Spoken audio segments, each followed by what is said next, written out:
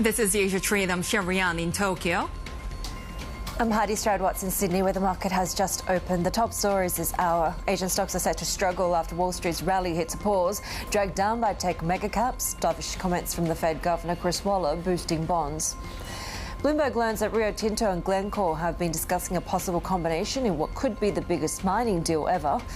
And we hear exclusively from the Rakuten Group CEO, Hiroshi Mikitani, about plans to diversify funding by selling more bonds to Japanese investors.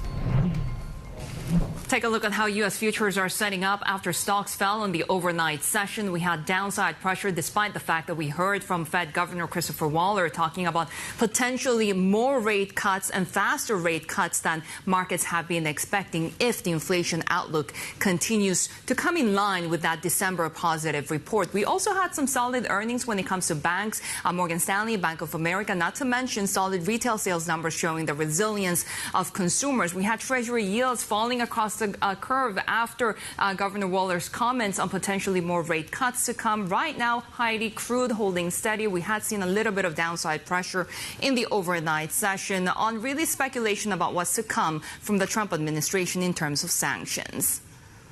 And it does look like that overall softer start to trading, right? Take a look at how we're sort of kicking off.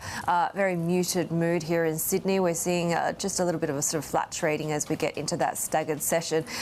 Chicago and Nikkei futures also looking pretty muted at this point as well, with dollar yen actually sitting at around that 155 level. But one story that we are following here in Australia is the breaking news that we just had crossing the Bloomberg that CC Capital has sweetened its bid for Insignia to $4.60 Aussie per share. That now tops Bain sweetened bid as we kind of see this really heating up the takeover activity and momentum for Australian wealth management in particular. Bain previously had offered $4.30 Aussie per share to buy Insignia Financial. This is a business that spans financial advice and wealth management services. So that matched the earlier bid from CC Capital Partners, but now we're seeing that CC Capital has sweetened their bid to $4.60 a share, so now topping Bain. We'll see if there's a further reaction and another revised offer from Bain. It had said that it was open to discussing a transaction structure that would sort of involve Insignia shareholders to receive part of the deal as equity as well. So we continue to watch this. But clearly we're seeing this sort of boost to overseas players showing some appetite to money management firms in Australia. There's a lot of exposure, of course, to one of the world's biggest and fastest growing pools of pensions. And it has been really a busy time when it comes to potential deals. Shares of Rio Tinto will be focused this morning in Australia. Sources telling us that the world's second biggest miner has been talking about a merger with Glencore. Bloomberg's Paul Allen joins us now for more. And Paul, this would be the big one. It would be huge, yes. Let's get our disclaimers out of the way first, though. This is according to people familiar, asked not to be identified for obvious reasons. This is all very highly confidential. Also not clear if the talks are even still live or not, and we've had no official comment from either Glencore or Rio Tinto to confirm whether or not they are. But if we settle that aside and consider whether or not this is correct, as you say, this would be the big one. It would be the mining industry's biggest ever deal, and combined it would create the biggest ever mining company. The Rio Tinto's market cap is $103 billion, Glencore's around $55 billion, so this would be a behemoth. In terms of synergies, iron ore is of course Rio Tinto's biggest product, and iron ore prices may have peaked as China's construction boom starts to wind down, and yesterday's third quarter production numbers seem to reinforce that with a 1% drop in shipments. Copper shipments, though, is where the action is, and we saw those increase 26%. They're central to the decarbonisation efforts globally, and both Rio and Glencore have really good assets in that space. Paul, we did see Rio ADRs, though, fall in the New York session on the news. What are analysts saying about the merits of this potential deal?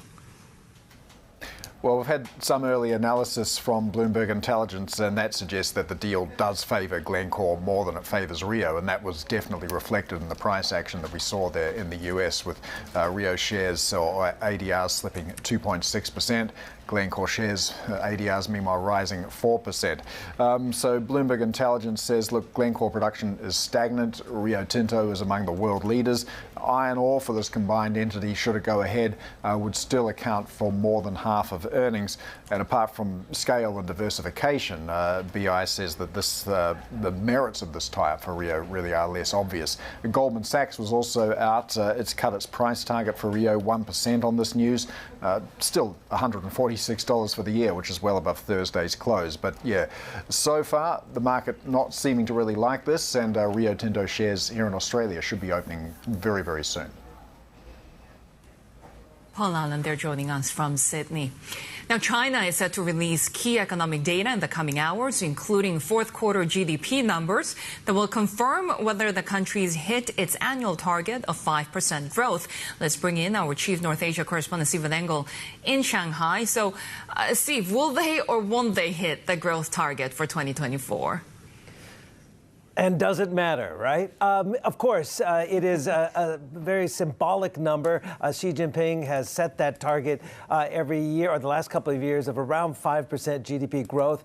And he's already reaffirmed in the last couple of weeks that they will hit that. So my money would be on hitting that number or around. Around 5% has some wiggle room. So the consensus from the economist survey by Bloomberg is for 4.9% for the full year, okay? 5% is the consensus for the fourth quarter. Bloomberg Economics a little bit higher at 5.2%. This is after the third quarter where we saw 4.6%. And then we got that late September stimulus. And that, according to everybody I've talked to, I've been here about a week now. I was at the UBS Greater China Conference. Just about everyone feels that there's a little bit of momentum. Yes, it's still a fairly weak economy and a highly imbalanced economy that is relying too heavily on exports right now, amid this ongoing property slump, as well as persistent deflation. Factory gate deflation has now been persistent for 27 consecutive months, so throughout the last couple of years. And CPI inflation is barely doing much better at just 0.1%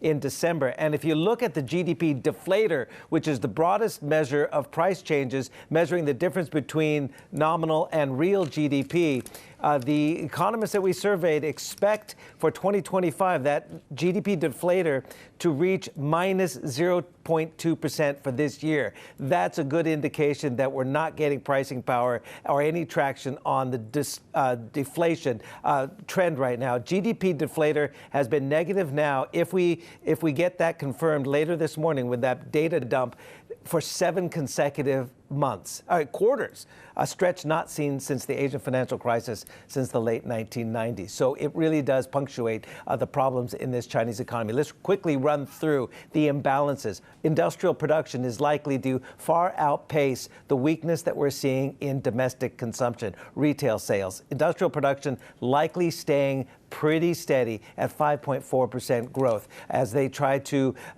get that industrial machine going and feed the export machine. But the domestic economy, domestic consumption is where they're sputtering because there's just not the confidence given the property weakness. Households feel poorer.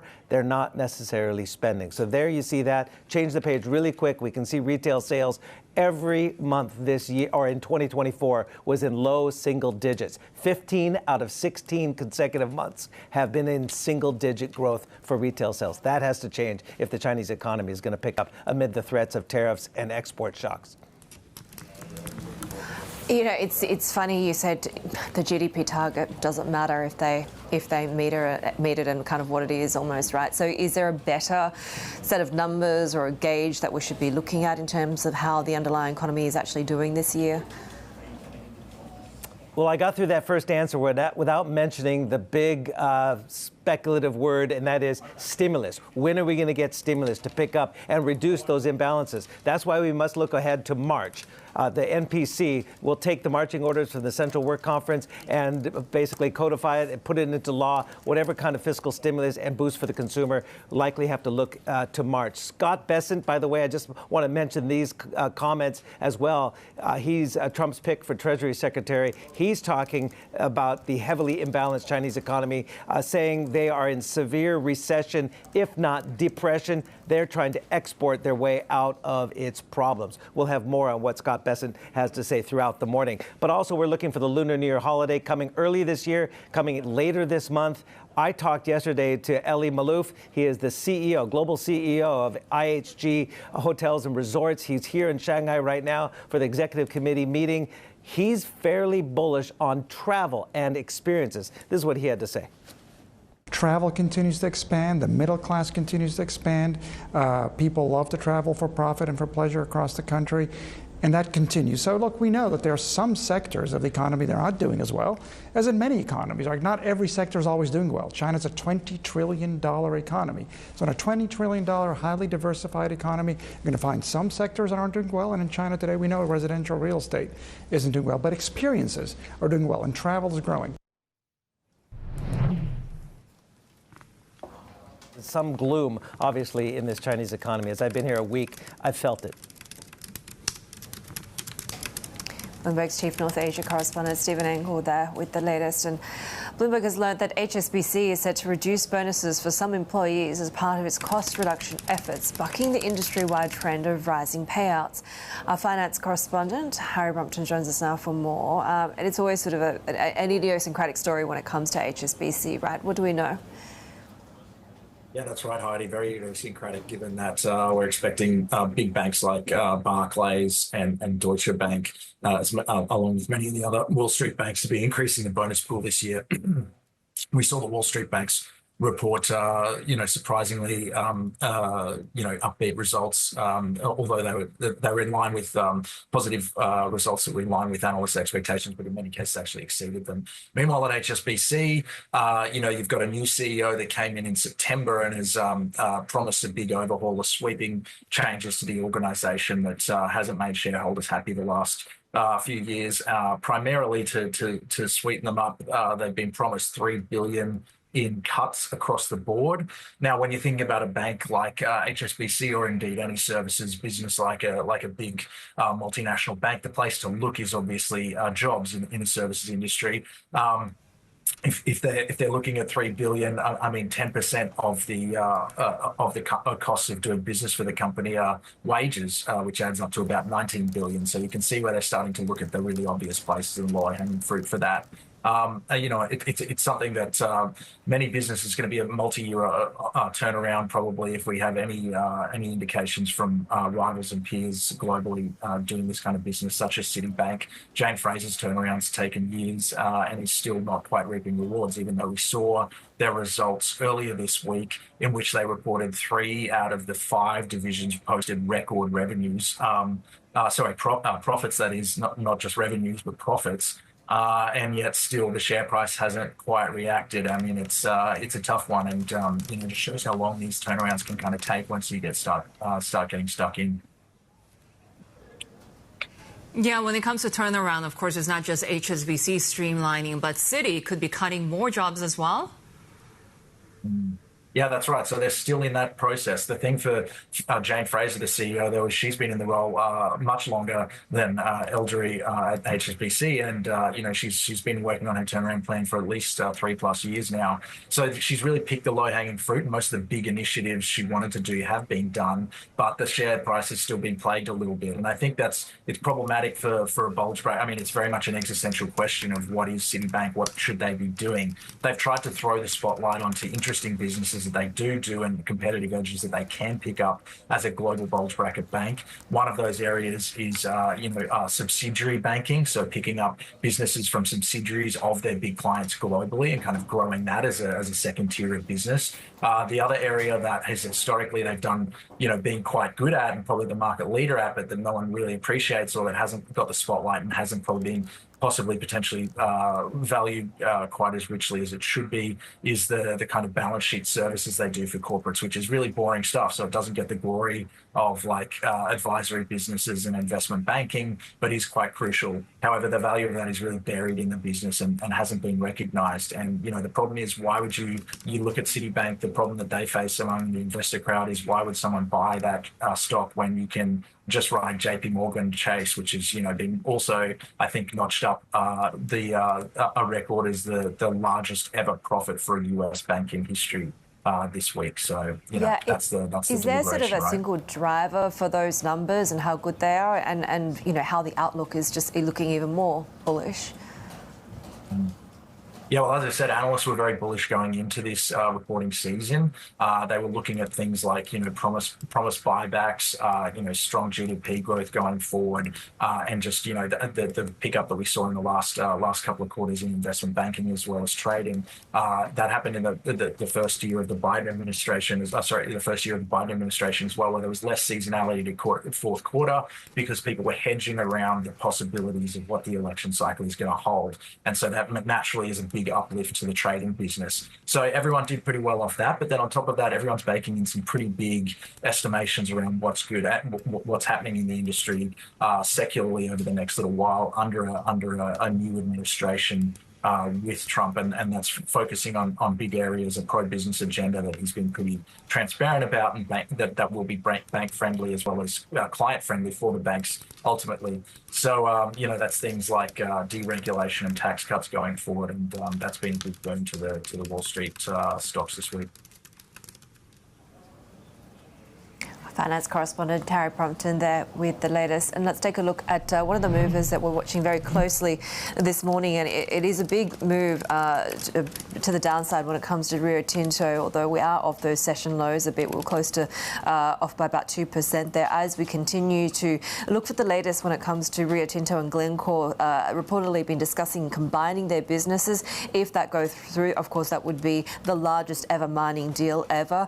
Quite a behemoth would be created in terms of the rival status to the long-standing leader BHP Group. They had early-stage talks, according to people familiar with the matter. It's unclear whether these are still ongoing, but obviously any deal would be immensely complex and potential hurdles there as well, including Glencore's big coal business, which could potentially be spun off under any sort of arrangement. So watching Rio Tinto in the Australian session very closely. More ahead on the Asia trade. This is Bloomberg.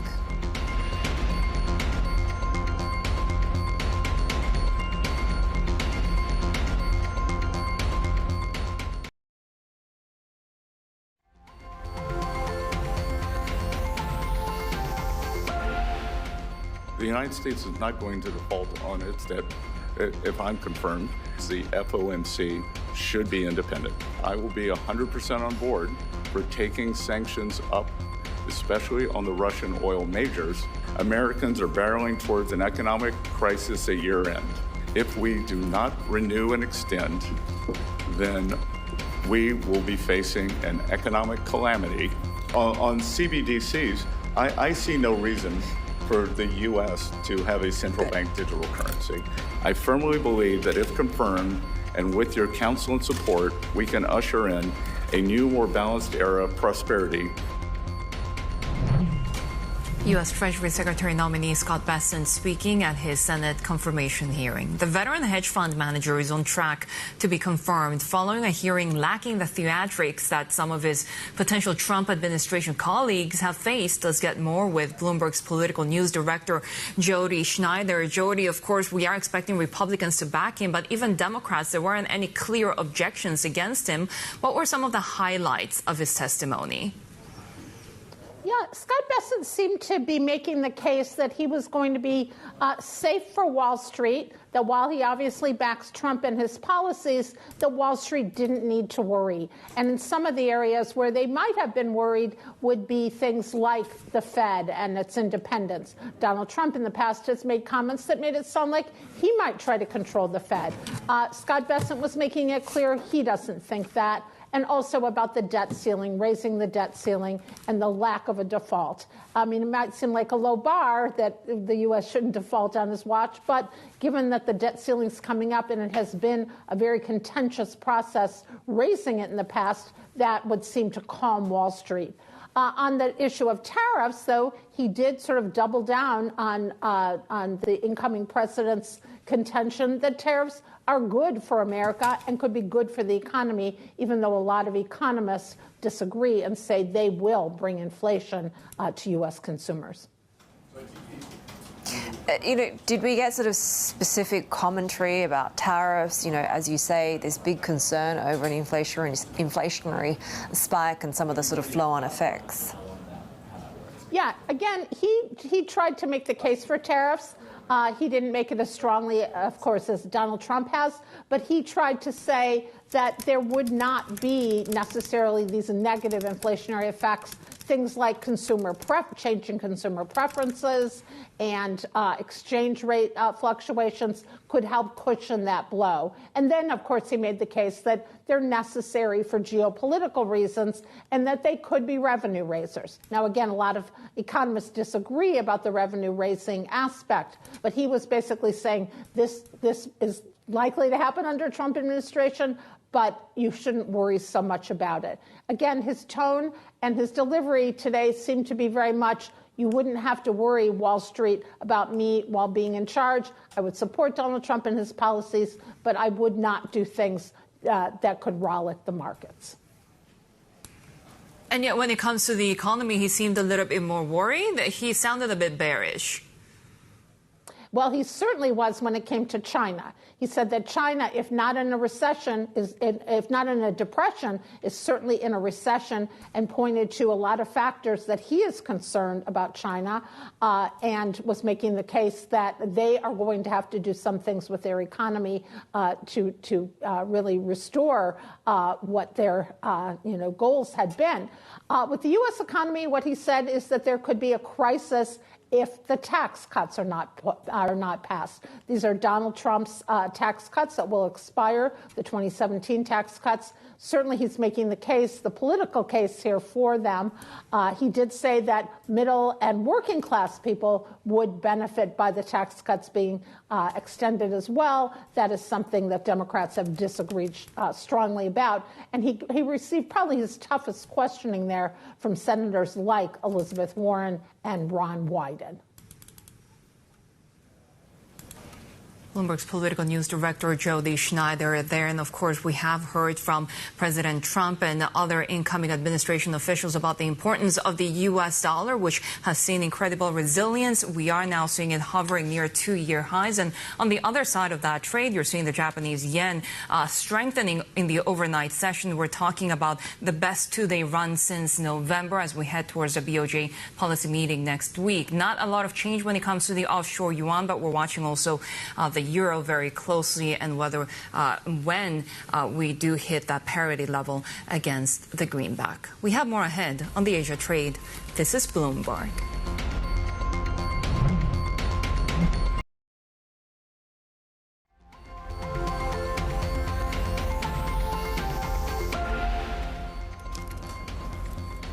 Take a look at one of the movers we're watching. Rio Tinto is one of the laggards today in what is really a broadly softer session. But of course, we're seeing the index trading more or less flat at the moment, but quite a bit more downside for Rio Tinto.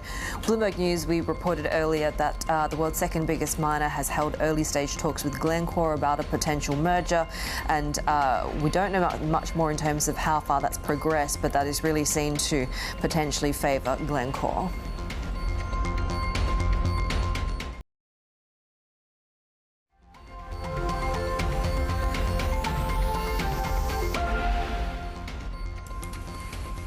E-commerce giant Rakuten says investor confidence is growing as the company works to diversify its funding. This comes after years of losses in its mobile unit and a stretched balance sheet. In an exclusive interview, I asked CEO Hiroshi Mikitani if he expects the Japanese conglomerate's mobile business to break even this year. Of course, we're going to break even. It depends on how you measure it. In terms of pre-marketing cash flow, we are already profitable. And the benefit we are giving to our ecosystem services, such as shopping, travel, card, banking, brokerage, is huge. So it's not just about standalone business. It's about how we can enrich our ecosystem and improve even our customer engagement more. So we know that if they join Rakuten Mobile, they buy almost 50% more from our marketplace. They use credit card 40% more. Sometimes they travel a lot more. They use 2.5 times more new services from Rakuten ecosystem. So it's kind of our anchor subscription service in a sense. How successful have you been in trying to convince investors in the markets on that message of building the ecosystem? Because there's been a lot of chatter about, can the mobile business turn around? Well, if you think about total enterprise value of the company, of course, to do this project, we took a lot of debt. But if you think about enterprise value, equity plus debt, our enterprise value went up so much, right? So if you think of just pure the equity value, it went up, but not so significantly, but which will come, I think, because we're going to start basically replacing our debt with our retained earnings. Which you're already starting to do, perhaps in a way raising funds as well by the sale of a stake in your card business to Mizuho as well. Could you see more of that? Well, it's just obviously we do not want to just sell important asset of us, but if there's a synergy which we can make, or if you can use, bringing the company to public, we can further accelerate the growth, we may consider it. But with an internal cash flow, I think we are very, very confident that we will be able to, repay debt to the certain level. I don't know whether it's debt-free is the right strategy or not, but I think we would like to take off some of the debt burden and make it our balance sheet even more healthier. And we're seeing that investor confidence on Rakuten also improve recently. Yes. Does that mean that perhaps you could be confident to tap the Japanese markets, yen bonds? Could that be a possibility? Yeah, of course. Our yield of our bond came down significantly. That means the bond investors are very, very confident or building their confidence in our business. And with a further performance we prove, then I think definitely we will be able to bring down our sort of interest burden further, I think. Why not IPO? Wouldn't that be a good source of cash as well? Well, again, maybe we're going to do IPO for the credit card too in the future. Is there a timeline? No timeline. Obviously, there's a pros and cons for bringing the company to public. But we proved that Rakuten Bank is making unbelievable growth in terms of accounts and also scale of the business and also the profitability is unbelievable. It is going way beyond our original plan. And it is partially coming from the fact that we gather the equity from the public market. So we have a lot more equity cushion to grow our asset. And if you needed more cash flow as well and liquidity, could you be selling more to Mizuho? We don't have to now. I don't think. Yeah. Of course, it's. I think the company is still can become more valuable. So unless there is a very, very strong financial sort of necessity, we would like to keep as much part as possible. But having said that, if there is any sort of emergency, just for the investors, we have the safety option to monetize some of the asset and repay the debt. And Mikitani was also very encouraged by the potential of artificial intelligence. Of course, they are developing their own in-house capabilities in order to enhance the customer experience throughout all of their platforms. But also, he sees a lot of value in the efficiency that they can gain. Take a listen. Using AI, in general, we may be able to reduce electricity consumption. 90% of electricity we are using in Rakuten Group is coming from mobile business. Of course, we have a big data center. All these radio stations use electricity. But in 2025, we are going to reduce our electricity consumption by 20% using AI. Miki took us through an exclusive tour of his offices and also his private working rooms as well. But we will bring you more of that conversation on Monday. This will include his views on the future of AI, but also global growth ambitions and why he's ramped up investments in sports and medicine as well, Haidi. Well, Shery, we're also watching, of course, TSMC's numbers, right? US traded shares jumping after the world's largest supplier of made-to-order chips forecast capital expenditure for 2025 that topped analyst estimates. That's after profit in the December quarter rose 57%. That was driven by AI intelligence, the broader spending cycle there, and TSMC's role as the main chip maker for Apple and Nvidia. Let's bring in Kevin Wang, who's a semiconductor research analyst at Mizuho Securities Asia. Kevin, great to have you with us. And just give us your initial thoughts on this set of numbers and the outlook. Was it in line with expectations or perhaps better than, what you had been looking for? Yeah, so if we see the TSMC's the Q4 result, actually that is very solid and in line. And for its Q1 2025 guidance, actually that is a little bit mixed with the very better than expected gross margin, but the revenue still decline, while that is the better than seasonality. I think the key reason for this positive reaction to TSMC share price is the better than expected full-year revenue and the CapEx guidance for 2025. And is the long-term growth outlook into the next 5 years. Both of is the revenue guidance of the mid-20% YY growth and the CapEx guidance of the around like mid-30% growth beaten market expectation. Also, the TSMC also increased its revenue CAGR to 20% for the next 5 years from 2024, which is also higher than 15 to 20% they guided before for 2021 to 26. The key reason is that they are very, very bullish on the AI demand, which they guide mid-40%, 45% growth for the next 5 years. So actually, that's also mitigates the market concern on AI demand. I think that's a key reason for the very strong share price reaction. Yeah, it's the last point that I wanted to get your views on, because going into this season, there were some concerns this year broadly that, with such significant spending already, investors were going to lose their patience for getting better returns. Is that clearly not the case if you take a look at the projections on CapEx and sales? Yeah, so first of all, we can talk about the AI spending. I think that this will continue because AI, we are still, for this AI-related application, we are still in the initial stage. And for TSMC spending, I think that is the very super high this year, the mid-30% growth. But don't forget that the advanced node demand continue to become stronger, and overall the addressable market for the advanced node will become much bigger going forward. And the spending intensity for the advanced node is super expensive. It's much more expensive than before. At least the TSMC has very concrete leadership in the advanced nodes, so they can enjoy this kind of very high price. So the spending for them actually is not the big burden in TSMC. That's why we believe that their gross margin could also maintain at a very high level and even have the upside going forward. For how long will they have that competitive edge until rivals can catch up in their sales to Nvidia and others? Yeah, so in terms of their own technology leadership, over the past 5 to 10 years, actually we continue to see the strengths and the leadership become even stronger compared to before. The reason is that the most leading edge technology become more and more difficult. So like the major competitor like Intel and also like Samsung, actually their leading edge technology still cannot catch up, and we also see even the gap become wider.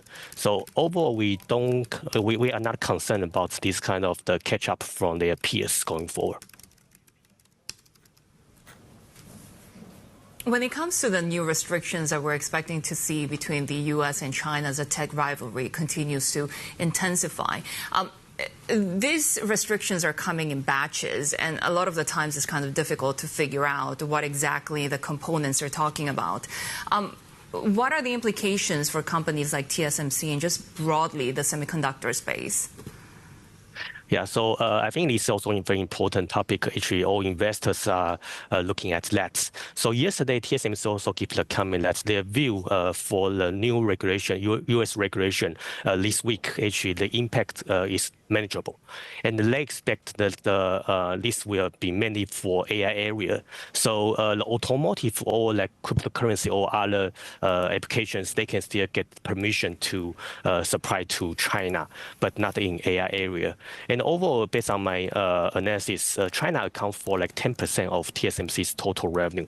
So definitely this kind of the potential risk actually still have this kind of the downside for their revenue. But overall, 10% of their total revenue is that include leading edge technology and the legacy technology. So if we just put the AI area, maybe just a low single-digit impact to TSMC, and we will continue to see the strong demand from other regions. So I think another thing is that the continued expansion of its overseas fab could also mitigate the concern of the geopolitical issues. The key is that if they can keep their technology leadership, I think that this kind of geopolitical concern will gradually ease going forward.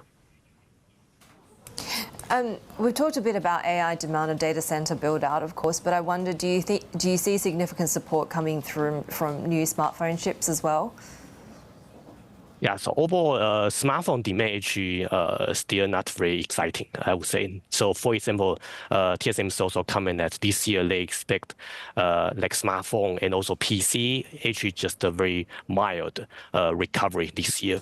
So, for the full year, we also expect around like low to mid single digit growth for smartphone and the PC. But in the near term, actually the overall demand is still sustainable. So that's why the Q1 revenue, their guidance actually is better than seasonality. Going forward, we will continue to see this kind of the content increase, the semi-content increase in the smartphone and the PC area, and that's also driven by AI application. So for TSMC, while the overall end market maybe just grow like low to mid single digit, but TSMC still can enjoy around like high single digit or even 10% growth for the smartphone and the PC area. Kevin, really great to have you with us. We appreciate your time. Kevin Wang, who's a semiconductor research analyst at Mizuho Securities Asia. You can watch us live and see our past interviews on our interactive TV function, TV Go. You can also dive into any of the securities or the Bloomberg functions we talk about, plus become part of the conversation as well by sending us instant messages during our shows. This is for Bloomberg subscribers only. Do check it out. It's at TV Go. This is Bloomberg.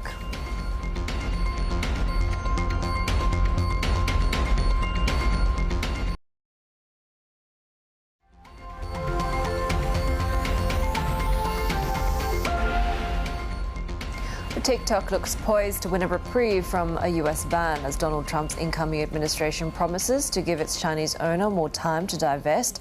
The Trump team has signaled it will keep TikTok from going dark, and Monday's White House transition effectively gives the president-elect control over whether a ban is enforced. Meanwhile, the US Supreme Court has signaled that it could rule on Friday on whether to uphold the law seeking a ban on security grounds. Shery. And Haidi, whether or not TikTok is banned in the U.S., users have been flocking to Chinese app Xiaohongshu, also known as RedNote, in protest. Overcoming language barriers, mainly young users in China and the U.S. have bonded over cat memes and even helping each other out with their homework. But Bloomberg Opinion columnist Catherine Thorbeck thinks that this will actually not last. She joins us more with this. But it's been really incredible seeing this sort of cultural relationship forming between young people. That's right, Shery. So I think something really kind of bizarre and beautiful is kind of happening on Xiaohongshu, or RedNote as they call it, and where teens from China and the U.S. who have never really had a platform to be able to really connect and interact with each other are sort of finding common ground and finding common interests. And I think it's just sort of become really the most unexpected cultural exchange. You know, as you mentioned, people are helping each other with their homework. Duolingo said that U.S. users trying to learn Mandarin has spiked more than 200% compared to the same time last year. So it's really turned into this really unexpected cultural exchange, and there's some very wholesome bits to it. At the same time, cat memes is one thing, but the more social political issues is another. Why don't you think this could last? Right. So I think it's only a matter of time before political reality hits. You know, I think that Washington's concerns about TikTok are really only magnified on Xiaohongshu. You know, TikTok is at least a U.S. or international version of this app, whereas ByteDance has Douyin, the China version. Xiaohongshu or RedNote is just one platform. So, and on top of that, I also think that Chinese regulators probably don't want, you know, their youth influenced by American culture too much. And we saw this with Clubhouse back in 2021 when there was a really beautiful cultural exchange happening on there, but Chinese regulators very quickly shut it down when the topic started talking about Hong Kong or treatment of Uyghur minorities in China. So I think it's really only a matter of time before reality hits.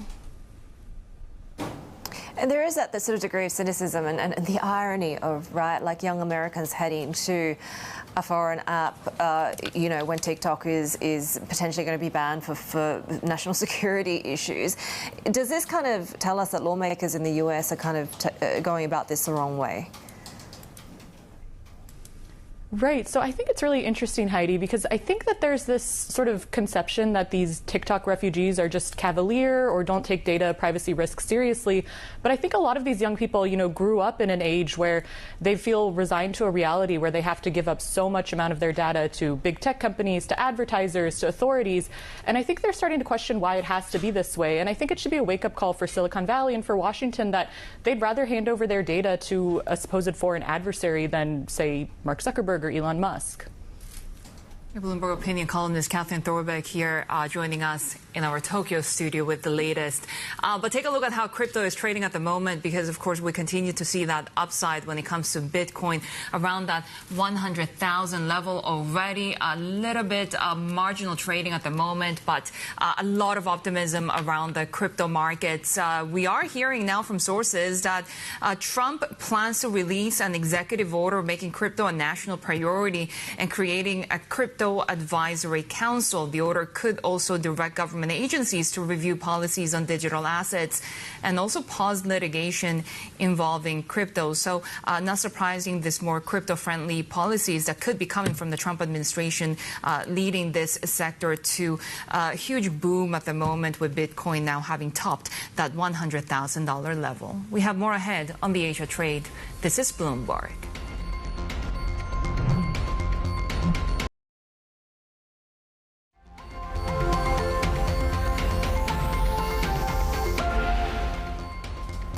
Australia's largest listed casino operator, Star Entertainment, is facing financial difficulties, with some analysts now seeing a 50-50 chance of the company collapsing.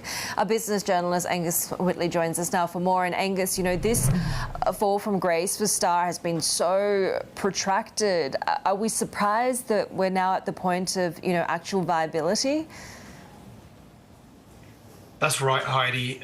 And I suppose you could trace the start of Star's troubles back to perhaps 2021, late 2021, when media reports pointed to suspected money laundering in its casinos, connections to organised crime on the floor, and fraud. And since then, you're right, it's just been a gradual unravelling of this, you know, frankly, once great casino operator.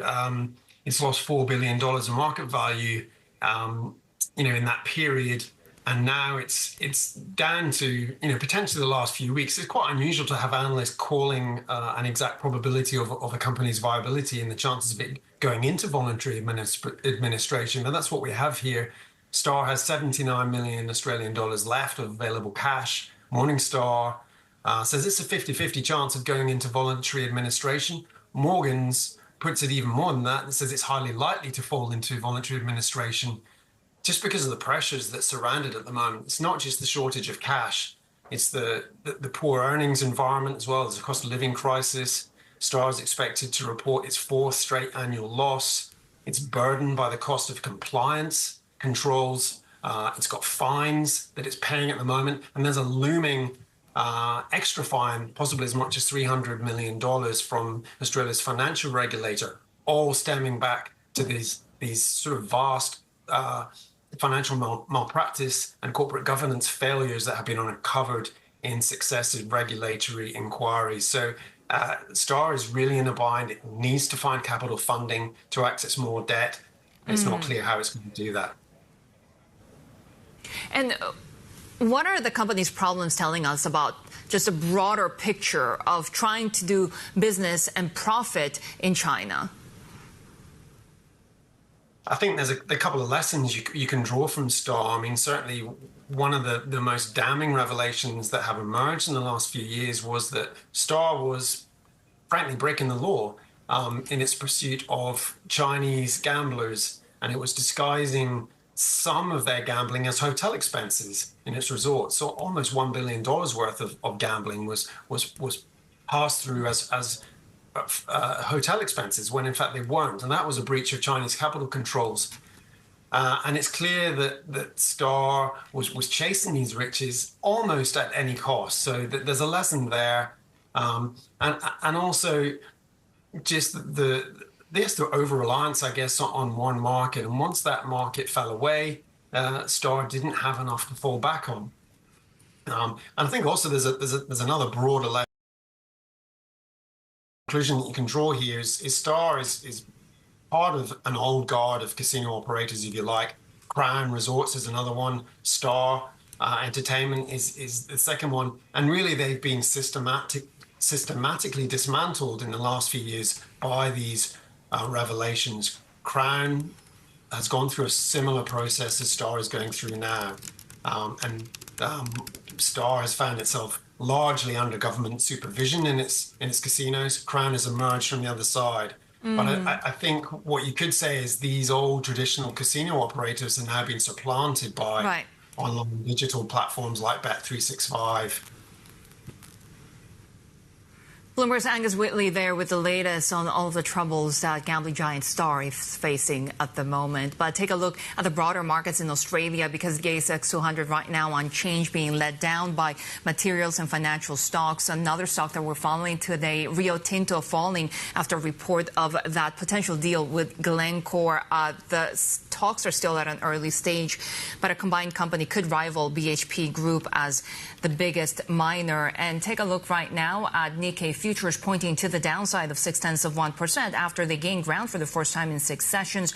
We have just seen the yen's best 2-day run since November. U.S. futures not doing much. We had downside in the overnight session despite the Fed's Governor Christopher Waller talking about fresh rate cuts possible in the first half of 2025. The market opens in Seoul and Tokyo.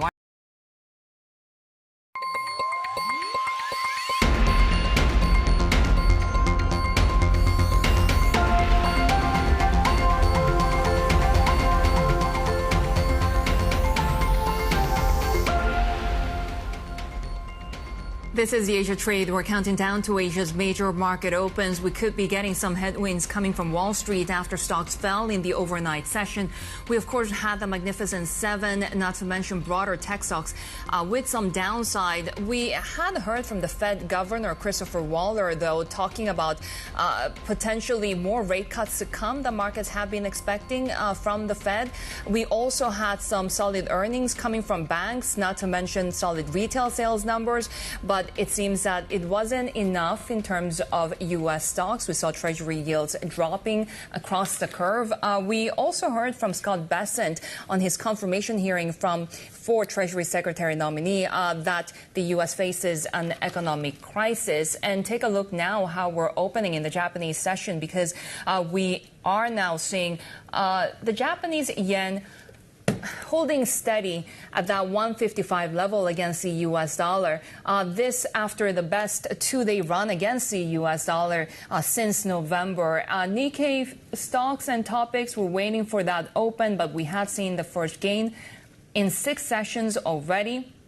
We are, of course, looking ahead to the BOJ's policy decision next week. Take a look at how the Kospi is also coming online, because we saw some gains in the previous session, not to mention that the Korean won also fell. The Bank of Korea just carried out a dovish hold, erasing earlier gains from that unexpected hold. But the governor there flagging that a potential rate cut was coming as we saw those 6 members of the board open to such a cut in the next 3 months. You can see the Kosdaq index also under pressure, 0.2%. Garfield Reynolds leads our Markets Live Asia coverage and joins us now. Garf, good to have you with us. So what are you watching in the markets right now? There seems to be a lot of different news at the moment, but the big one we heard from Governor Waller, and of course we're headed towards a BOJ policy decision as well. Yeah, hi, Shery. Well, I actually think that markets are in a real fog of uncertainty right now. I was looking yesterday, and somewhat to my surprise, I could see that for all the ups and downs that have occurred so far this year, most assets haven't necessarily moved all that far, especially sort of relative to where they were just coming into the end of last year. So the one thing that did stand out was that crude oil has gone higher, and very, very noticeably higher. And even with that, that's been driven by some particular moves that the Biden administration made in its final hours. So Trump could readily seek to undo at least some of that. We saw oil come back down overnight like that. So I think investors and traders, they're looking at everything that President-elect Trump has promised. There are lots of contradictions there. He also promised to make bold moves from day one. So that's got a fair bit of money, I think, sitting on the sidelines waiting to see, will things be as extremely volatile as perhaps they fear, or will we get some clarity about which parts of the agenda are going to come first and what the impacts from those are going to be, and how the Fed ultimately is going to react as well is another part of that picture. It was interesting to hear how bearish Scott Bessent was on his confirmation hearing for Treasury Secretary, talking about a potential economic crisis if tax cuts aren't extended. What do we make of his comments, given that he also linked it to the fact that he wanted to get those tax cuts extended? Well, in a lot of ways, Treasury Secretary-elect Bessent has been welcomed by markets as a more sort of prudent, almost traditional approach to economics and finance. And I would argue that his commentary about, we face a crisis unless we do what we've said we will do, that's pretty much standard operating procedure for any treasurer when they come in. There's a disaster building because of what has gone on underneath our predecessors. That's why we need to push through the policies that we promised in order to achieve those goals. I think the more welcome thing from investors' point of view was that Bessent, he pushed a strong commitment to getting the budget, more in balance. That's something that's been a big concern for bond investors in particular.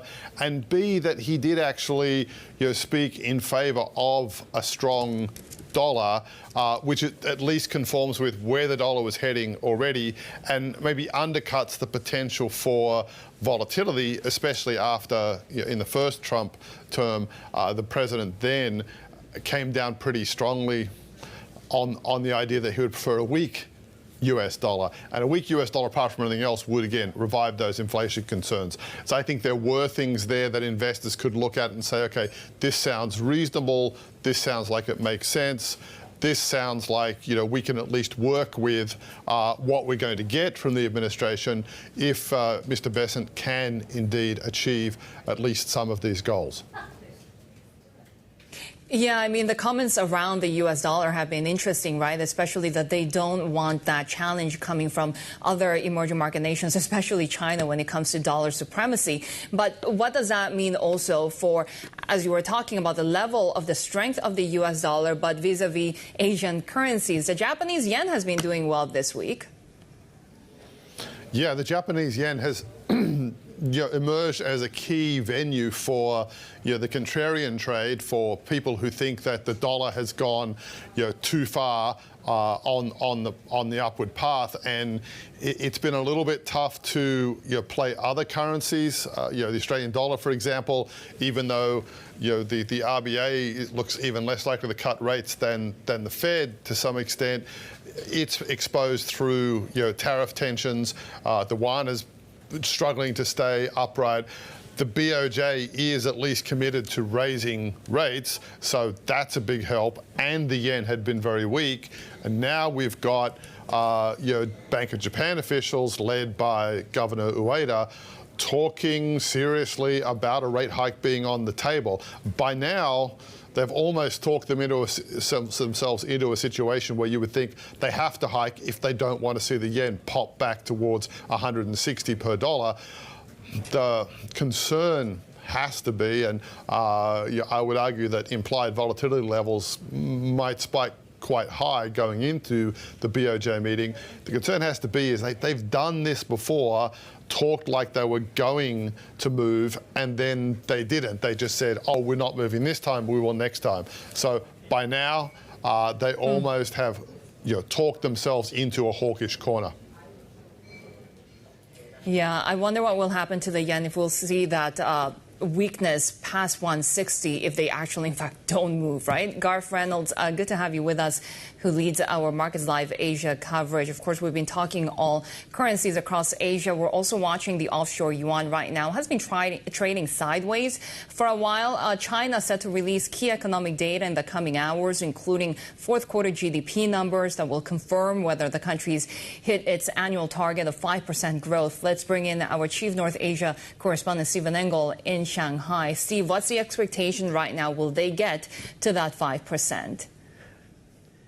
Well, if I had to bet my last dollar, I'd probably say yes. They're going to get around 5% GDP growth for 2024, as Xi Jinping has already said they will do. That gives them a little bit of wiggle room. It could come at 4.9. That is the consensus estimate of economist survey by Bloomberg. It could be 5%, could be 5.1, but we'll look at the fourth quarter numbers. If they get around 5.2% in the fourth quarter, that would basically mean 5% for 2024 for the full year. So we'll get those numbers after about 10 o'clock this morning. There's not a lot of surprise, but I like the term that Garfield mentioned, and that is the fog of uncertainty. I've been here all week. I was at the UBS Greater China Conference, and that seems to be the sentiment on a number of fronts for the Chinese economy. Essentially, they don't know what is coming as far as policy, and they definitely know what happened last year. It was trudging along slowly until that stimulus in late September, a little bit of a pop-up, but there's been a bit of policy and promise fatigue since we haven't gotten a lot of fiscal stimulus pledges yet. So we might have to wait, obviously, until March. But again, what we're seeing is deflation is definitely entrenched. 27 consecutive months of factory gate deflation. The deflator, the GDP deflator, which measures the difference between nominal and real GDP, the consensus estimate for 2025 is for minus 0.2%, whereas the decade before the pandemic, it was 3.4%. So we're definitely in a period of deflation, and people are not spending either because of the property crisis ongoing. So retail sales every month in 2024 was in low single digits. 15 out of 16 months we've seen a single digit in retail sales growth. So that they have to boost consumption. And Steve, when it comes to China, though, we always have a little bit of skepticism around those economic numbers, right? Is there anything else that could be a truer gauge of the Chinese economy for this year?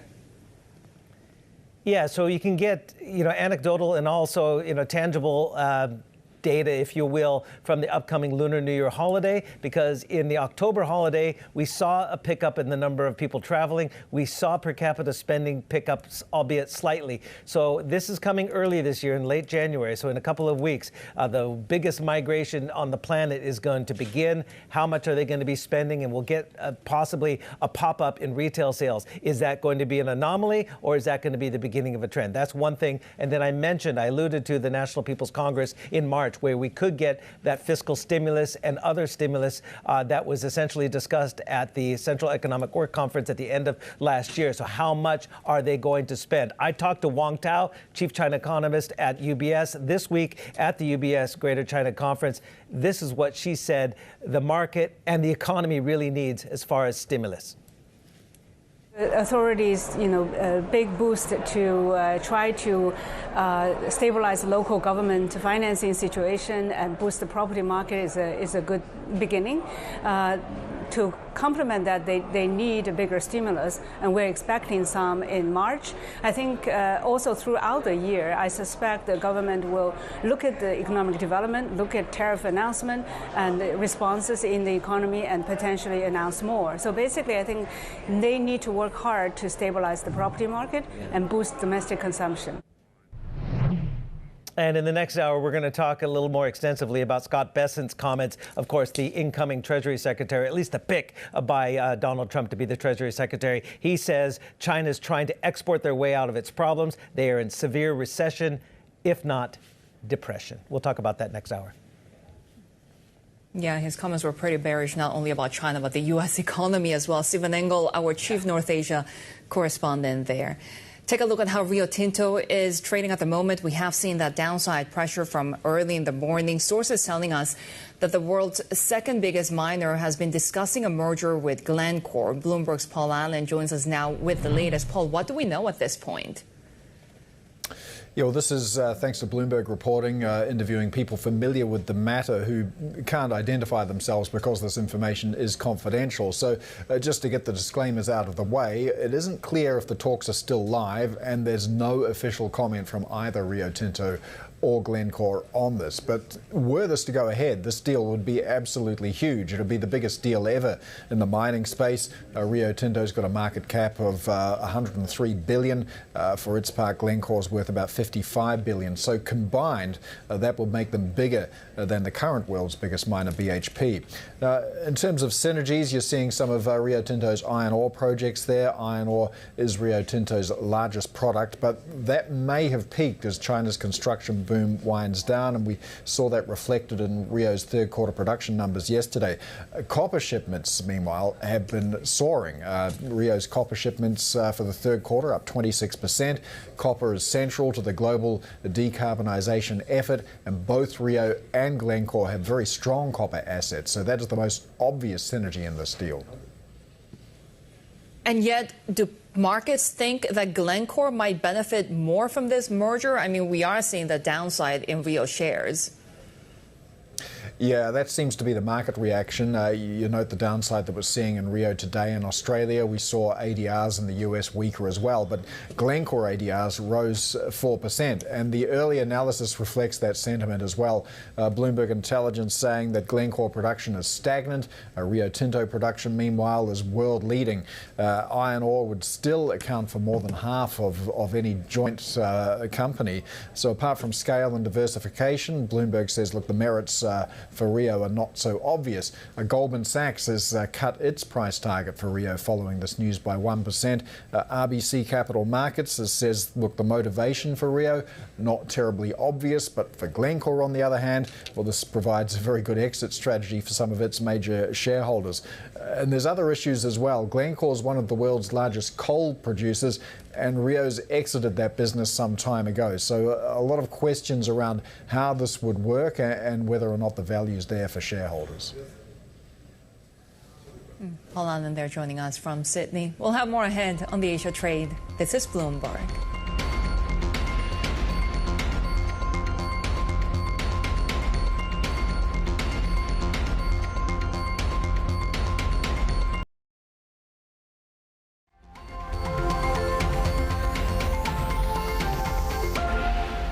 I'm expecting robust executive orders on day 1 through, 10 of the incoming Trump administration, a lot of tariff action. Tariffs is going to be the one that is the most, that's for equity investors, that's going to be the biggest focus because that can affect earnings probably the most severely. This administration is going to be highly strategic in their use of tariffs. Tariffs on China and probably on auto imports from Europe are probably coming. That is part of our baseline. We're looking at least April until we get even one small-scale bill on just border and energy policy. I don't think we're going to know about taxes for quite a while. I think tariffs we're going to know quite a bit in the next month or two. Heavy on the executive action front for the first 3 months of Trump's administration in the absence of legislative progress. Some of our guests on policy expectations for President Trump's first 100 days in office. This as we continue to watch the chip space. Of course, we will see big implications from the Trump administration when it comes to semiconductors, when it comes to the rivalry with Beijing. Samsung Electronics at the moment losing ground, although SK Hynix is gaining. We have also heard different news around this sector. Activist investor Starboard Value has built a big stake in chipmaker Qorvo, is the latest that we're getting from other media reports from Wall Street Journal. Also, we are just reacting to TSMC's latest earnings report. The U.S. traded shares jumped after it forecast capital expenditure for 2025 that topped analyst estimates. Profit in the December quarter rose 57%, driven by the artificial intelligence spending cycle and its role as a main chipmaker for not only Apple, but of course, NVIDIA. Bloomberg senior technology and strategic industries editor Michael Shepard joins us now for more on this. And Mike, of course, the key question has been what are the tangible products that could come out from this AI spending boom? What is the result from TSMC telling us about the direction of travel when it comes to broader AI? Shery, the direction of travel is a good way to frame it because we still don't have the concrete answer. What is going to be the deliverable? What is that killer profit-making application that businesses across the economy will start putting AI to use? And that is a question that's been hanging over the industry in recent months and even fueling some concerns that there might be some sort of bubble at play here. However, the results from TSMC at least signal that the building boom will continue. And we see here in Washington that the outgoing Biden administration and the incoming Trump administration are both enthusiastic about building more data centers to try to satisfy this anticipated need for artificial intelligence and running those large language models. You can't do it without data centers, and those data centers obviously don't run without all those chips. Yeah, and also enthusiastic when it comes to pushing back against Beijing, when it comes to high tech and what they can achieve in the space, right? China, now we're hearing that is investigating allegations that the U.S. is dumping lower-end chips and unfairly subsidizing their own chip makers. I mean, we're seeing escalation from both sides. Well, that's right, Shery. We are in the middle of this long-running now tit-for-tat between Washington and Beijing in this area of advanced technology. You know, for the past couple of years, we have seen the Biden administration impose increasing export curbs and restrictions on sensitive technology. That includes high bandwidth memory chips and also sophisticated semiconductor manufacturing equipment. And China is now starting to respond in kind. We saw just last month that Beijing was imposing restrictions on exports of critical minerals like gallium and germanium that are used in not only chips but also satellites and night vision goggles, and trying to keep those materials from getting to the U.S. And this latest investigation of U.S. support for chip makers here in the United States is yet another step. And this actually stems from Chinese chipmakers' complaints that the Biden administration's 2022 Chips and Science Act, which had all those grants for semiconductor makers like TSMC and Intel and Samsung, that somehow put the U.S. at an unfair advantage. So we'll see where that investigation goes. And with Trump coming in and a very hawkish approach toward China from him and his advisors, we even heard it from Scott Bessent earlier today here in Washington, we can expect this the pressure between the two capitals to really increase. Yeah, actually, Mike, take a listen to exactly what Bessent had to say about China. They are attempting to export their way out of that as opposed to doing the much needed internal rebalance. Yep. So, you know, I am with you on the need to open markets, but we cannot allow a player like this to flood our markets or to flood the world. So it's interesting, really, that despite the hawkishness that we're seeing against Beijing coming from not only President Trump, from his nominees as well, that perhaps we could see some reprieve for TikTok, at least when it comes to this weekend's ban?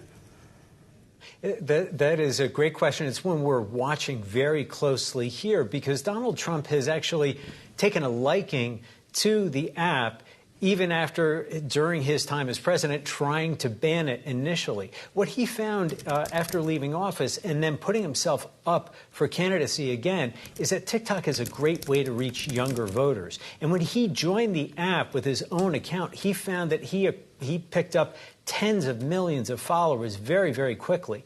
And he also sees that maybe there is a business case to keep TikTok open, and perhaps by doing the very thing he likes the most, making a deal. And he is someone who really wants to be the deal maker and somehow find a way out of this that would allow him to preserve access to that pool of voters and maybe make a deal in the process. Elon Musk's name has come up, and there are others in play, too. Bloomberg Senior Technology and Strategic Industries Editor Michael Shepard there joining us from D.C. Thank you so much for the context. And as Trump heads back to the White House for a second term, his base in Florida is again becoming a key power base. Bloomberg Regionals has a closer look at the rise of what's now being called Wall Street South. Miami Vice, the Magic Kingdom, spring break, alligators, and retirement homes. These things are often associated with Florida, but Florida is changing. If you look at Miami right now, it's definitely a migration. They're coming from everywhere, most notoriously New York and Chicago. It has become a tech haven as well as a financial services haven.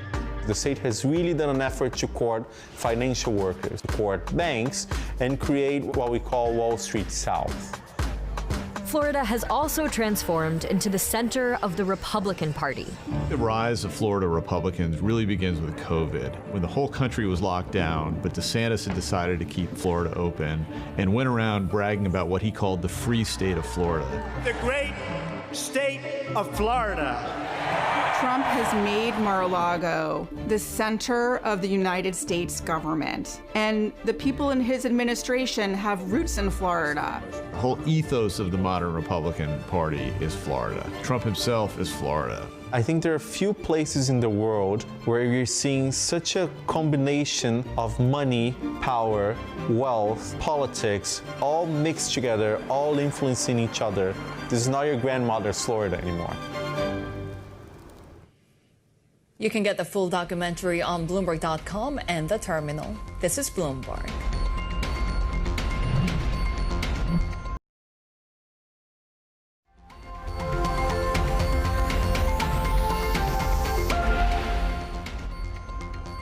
We'll start you off with breaking news at the moment. We're getting from Singapore. The non-oil exports for the month of December rising 9% year on year, which is much more than economists had expected. And this perhaps to do with the surprising decline that we saw in the previous month, given pharmaceutical shipments. When it comes to non-oil exports and imports, take a look at Singapore at the moment. We're seeing exports rise month on month 1.7%, so really coming back from contraction territory in the previous month. Electronic exports year on year 18.6%, which is a slight deceleration from the previous month as well. We continue to watch pharmaceutical exports, a contraction of more than 50%, which was sort of what weighed on the number as well in the previous month. But a very vulnerable economy, Singapore, to external factors, so we'll continue to watch those numbers as non-oil exports rise more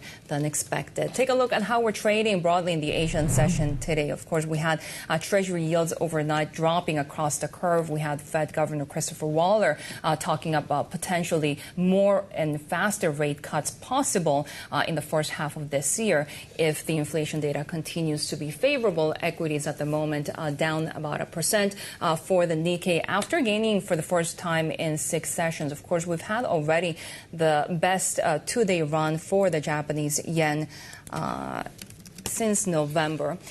Take a look at how we're trading for the 10-year yield in the Treasury space. We had seen that pressure. We are now seeing Japanese 10-year yield also at that 118 level after we saw the 40-year yield and the 10-year yield really rise to multi-year highs earlier this week to that 2011 high given the broader global bond sell-off. But we're seeing a little bit of recovery at this point. Our next guest is constructive on equities but neutral on rates and credit. Joining us in the Tokyo studio is Alexandra Wilson-Elizondo, co-CIO of Multi-Asset Solutions at Goldman Sachs Asset Management. Great to have you with us. Thank you so much for coming in. Thank you so much for having me. So you're talking to your Japanese clients. What are they asking you about? What's top of mind? Yeah, you just recently mentioned the rate backup, which has not just been a U.S. phenomena, but it's been more globally pervasive. And our clients are very focused on asset allocation and what that could mean, especially is this going to mean we're going into a continued positive correlation regime going forward. So there's a lot of scars in the market as it relates to the 22 time period. And investors are trying to make sure that, given that the sell-off has happened both with rates and equities, if that's going to persist this year or not. Our perspective is that it's really important to understand why rates have been selling off this year. And in particular, it's been a different answer for us this year than it has last year. And that leads to whether or not we think that this is going to persist with the rate equity dynamic. How has it been different? Is it the calculation of where the Fed path goes from here, given also the politics around it? Yeah, I think for last year, it was primarily focused around the December dot plots and the recalibration of where core PCE would be, meaning it was projected to be stickier and higher than the Fed's target of 2%. Whereas this year, what we're seeing is actually a steepening of the yield curve and more drama, if you will, in the mid and the back end part of the curve.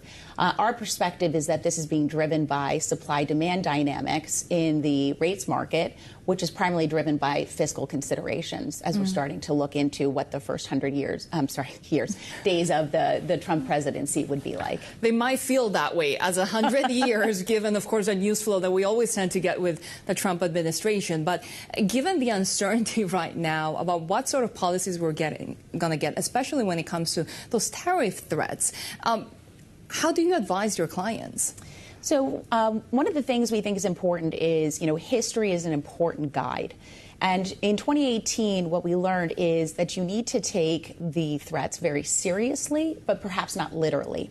And the primary focus is on national security. And we don't think that, the Make America Great Again narrative really is going to be a good combination with a universal tariff.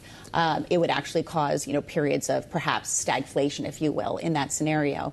So our focus has been on, what are the underlying themes that we think will be real and how can we put them into portfolios?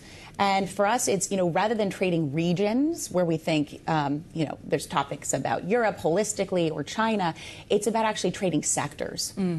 And so, one of the places that you're very positively levered to some of the Trump policies is in the financial sector in the U.S. because you do very well in a high interest rate environment. You have the forward fee pipeline of M&A, which would do well. And then you do very well in high levels of volatility, which we do expect to be a consistent theme. Not to mention that we are expecting to see more deregulation. Is that the expectation right now, and why Wall Street CEOs are all more optimistic? Yes. I would say they're optimistic, but they are, if you look at the uncertainty index as it relates to tariffs, it's very high when you look at earnings calls. And it's one of the key areas of focus for us in this earnings season is there any shock to confidence in corporate America as a result of some of these considerations? But more holistically, we do think that this is going to unlock business models that have been hampered in some ways. And so banks will be able to keep risk on their balance sheet rather than to having to constantly recycle it out. When it comes to sectors, what about tech? Because the concentration on those few names has been so big. Will we see more breadth? Yeah, our expectation is to see more breadth. That doesn't necessarily mean that we're going underweight tech, if you will. But we do see that the earnings trajectory could expand across the entire index. So it's not at the expense of tech. It's just that other sectors will do well as well. I know that you mentioned how it's not about regions at this point, but given the China risk around China assets as well and the overwhelming pessimism and perhaps the valuations have become more attractive, do you expect to see more capital flowing into that market? I think that it's going to be very heavily focused on what the ultimate policies that are announced and addressed in what we're expecting in the March twin sessions are. Our broader expectation is very similarly to what's been announced, is that GDP growth would be around 5%. But there are structural and cyclical issues that are pretty well known. So you have demographic issues, debt issues, needs to de-risk certain segments of the market. And we actually saw yesterday that Bessent focused on, China wanting to be an export-driven, dynamic. That being said, that doesn't really jive very well with tariff policy. So we do think that it's important to see consumption domestically in order to really buy into the forward trade. Are you seeing consumption domestically do better here in Japan, and would that give you more encouragement about the Japanese market? Yeah, one of the spaces we are and have been bullish on is the Japanese equity market. Positive real wage growth as a result of some of the negotiations leads to stronger levels of consumption. That on top is, we're very focused on how corporates here and the governance regime is shifting, and it's much more shareholder friendly, much more transparent. So those two things in conjunction lead us to, have an overweight to Japanese equities right now. I don't want to bundle South Korea with Japan together, but we're running out of time. We are looking at Japanese yen weakness, Korean won weakness because of its own issues. They compete when it comes to some certain products. How does Korea stack up to Japan? Yeah, so right now we actually think that Korea is experiencing sort of the inflection point in politics, that should be behind them. When we look at the equity markets in Korea, they're very cheap. So they're trading about 9 times forward. So it's one of the worst performers in the Asian index last year, but we do see a trajectory for it actually to be one of the better performers as well. So it's not necessarily an either or, but it could be a both. The extreme weakness that we're seeing, or fast-paced weakness and fall of the Japanese yen against the U.S. dollar, at what point does it become really difficult and challenging for the equity space? Yeah, I think we're really far from that point. And we actually have seen that we're expecting a hike for next week. So that dynamic should continue to compress a little bit. You should see some support for the yen. But it is important, especially as you have exports being a strong driver of some of corporate growth. Alexandra Wilson-Elizondo, good to have you with us in the Tokyo studio while she's in town, co-CIO of Multi-Asset Solutions at Goldman Sachs Asset Management. And of course, if you miss any part of this conversation, TV Go is your function. You can also watch us live. This is Bloomberg.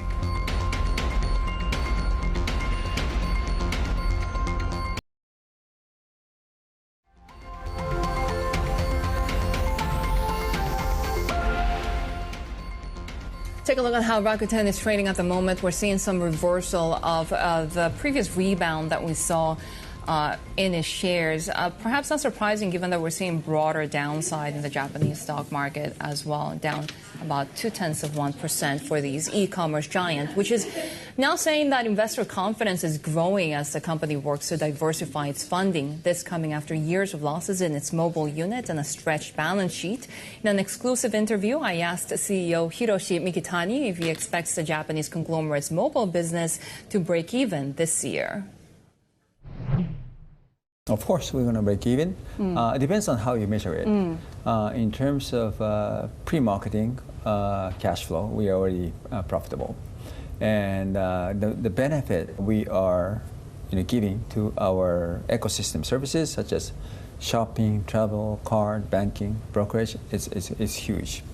So it's not just about standalone business. It's about how we can enrich our ecosystem and improve even our customer engagement more.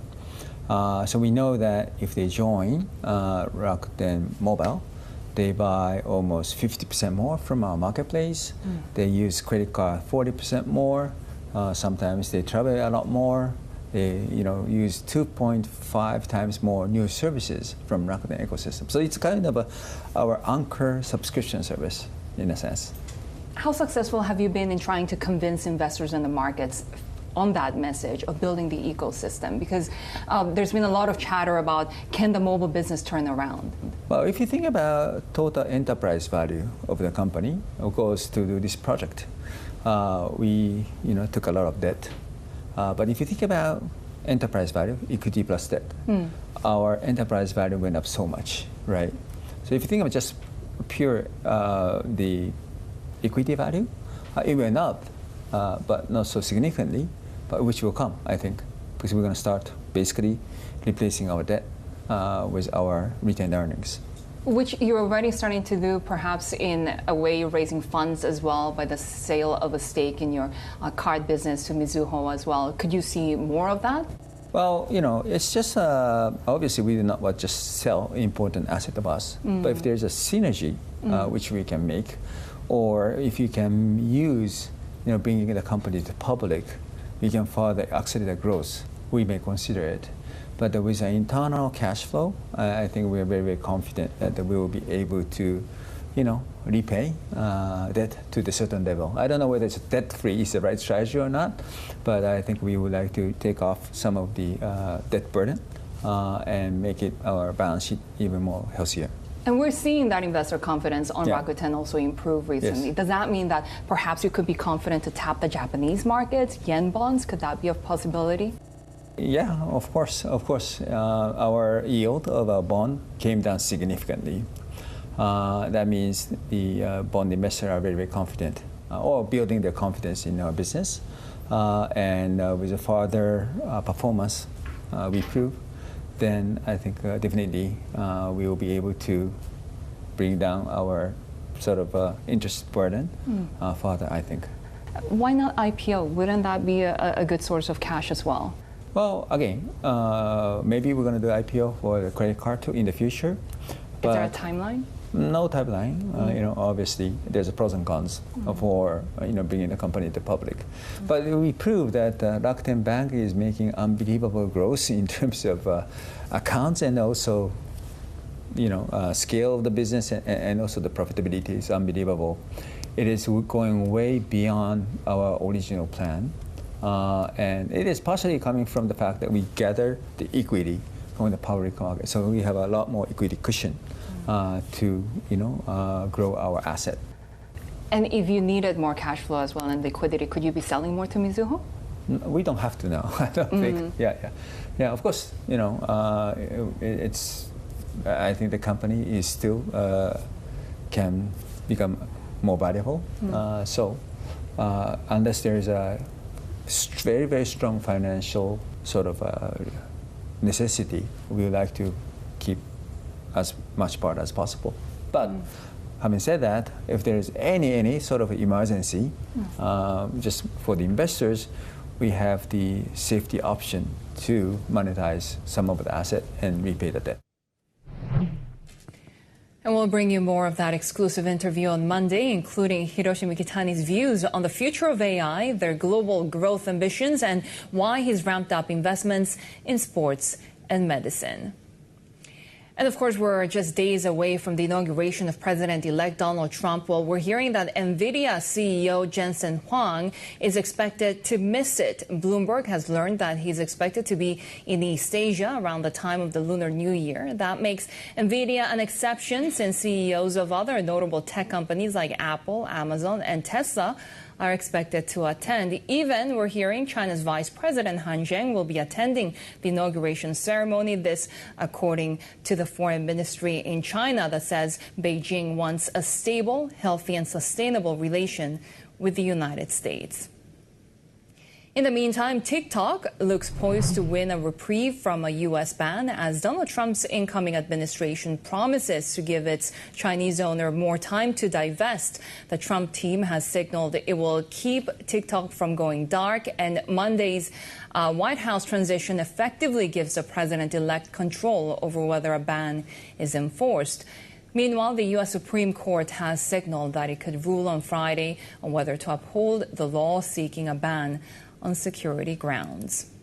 Now, whether or not TikTok is banned in the U.S., users have been flocking to Chinese app Xiaohongshu, also known as RedNote, in protest, overcoming language barriers. Mainly young users in China and the U.S. have bonded over cat memes and even helping each other with their homework. But Bloomberg Opinion columnist Catherine Thorbeck thinks that this will not last. She joins us for more on this. It's been interesting to see this cultural barrier being brought down by technology and these apps where young people can interact. Right. So I think something really quite beautiful and very bizarre is actually happening on Xiaohongshu right now, where teens and young people from China and the U.S. who have never really had a platform to interact with each other and sort of get to know each other are sort of finding common ground and common interests on Xiaohongshu, whether that's help with English homework or I think it's also interesting how American users are sort of shaming each other into using Chinese subtitles on their posts so that they can include their new friends in their content. And it's just become this really sort of unexpected, at times very wholesome cultural exchange. And, Duolingo said that the number of U.S. users trying to learn Mandarin has climbed more than 200% this year compared to the same time last year. So it's really become a moment. But you don't think this will last? That's right. So I think it's only a matter of time before political reality bites. I think that the U.S. Washington's concerns about TikTok are really only magnified on Xiaohongshu or RedNote. And at the same time, I think Chinese regulators probably aren't going to be too happy with too many American teens influencing Chinese young people. And we saw this sort of play out with Clubhouse back in 2021, this audio app, which Chinese regulators stepped in to ban pretty quickly after, conversations took a sort of more political turn. And despite the fact that China, of course, deals with censorship, the rise of this app, is there anything that Silicon Valley or U.S. lawmakers can learn from it? Right. So I think it's really interesting because I think there's this idea that these young people are cavalier about data privacy risks or they might not understand the threats. But I think they really grew up on the internet and they grew up in a world where they feel like they have to give up all of their data to big tech companies, to advertisers, to authorities if they want to sort of participate in digital life. And I think they're starting to question why it has to be this way. And, there's been a number of scandals involving U.S. big tech companies. And I think it's very striking that at this point they're saying we'd rather give our data to, a supposed foreign adversary than hand it out for free to Elon Musk or Mark Zuckerberg. Which is, in a way, one reason there's skepticism about TikTok's ban being halted, even if the Trump administration comes in because of these security concerns, right? Yes, definitely. And I think, even if a U.S. buyer comes in to buy TikTok, I think that Washington will still have to address some of these broader, platform integrity or data collection risks. And I think right now these so-called TikTok refugees are sort of exposing that, this whack-a-mole approach, this whack-a-mole regulatory approach that Washington has been doing so far, maybe isn't keeping them safe. Catherine Thorbeck, our Bloomberg Opinion columnist here, joining us in Tokyo with the latest on what to expect from TikTok. And of course, we'll be watching that potential ban. More ahead on the Asia trade. This is Bloomberg.